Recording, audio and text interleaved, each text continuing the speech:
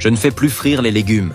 Je ne les prépare plus que de cette façon. Pour la recette d'aujourd'hui, je mets dans un saladier un quart de chou rouge coupé en lanières, une carotte, une pomme verte, une courgette, une pomme de terre, un demi-poivron rouge, un demi-poivron jaune, un demi-poivron vert, un gombo et 50 g de piment malaguette.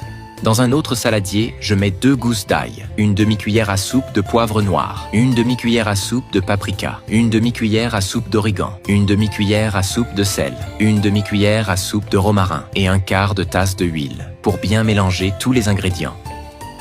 Ensuite, je verse ce mélange dans le saladier précédent. Et avant d'oublier, dites-moi de quelle ville vous nous regardez pour que je vous envoie un petit coucou spécial. Le coucou du jour va à Thibaut Carrière, de Normandie. Je suis content que vous appréciez nos recettes. Je mélangerai très bien les légumes avec l'assaisonnement préparé. Cette recette est incroyable. En avez-vous déjà fait une similaire? Maintenant, je mets la préparation dans un sac de cuisson. En plus de tout ce que j'ai dit, elle est très économique, car on a déjà tous les ingrédients à la maison sans devoir acheter davantage. J'adore préparer cette recette pour les déjeuners en semaine. Elle dure toute la semaine. Ma famille me demande toujours d'en préparer plus, tant elle est délicieuse et disparaît vite. Faites cette recette aujourd'hui chez vous et envoyez-moi vos retours. J'adorerais savoir que vous l'avez faite et aimée.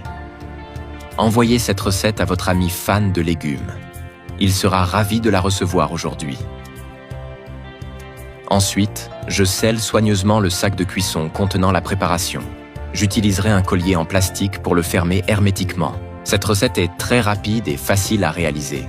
Puis, je mets au four à 180 degrés Celsius pendant 1 heure. Après ce temps, j'ouvre le sac de cuisson avec des ciseaux. C'est une recette sans difficulté. Même sans expérience en cuisine, vous réussirez facilement. Je transfère la préparation dans un plat en verre. Faites très attention à la vapeur chaude à ce stade. Ensuite, je répartis bien la préparation dans le plat en verre.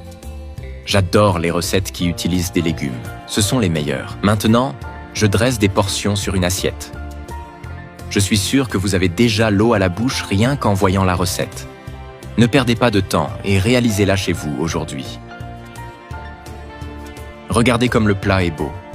J'ai hâte de le déguster quand il sera prêt à être mangé.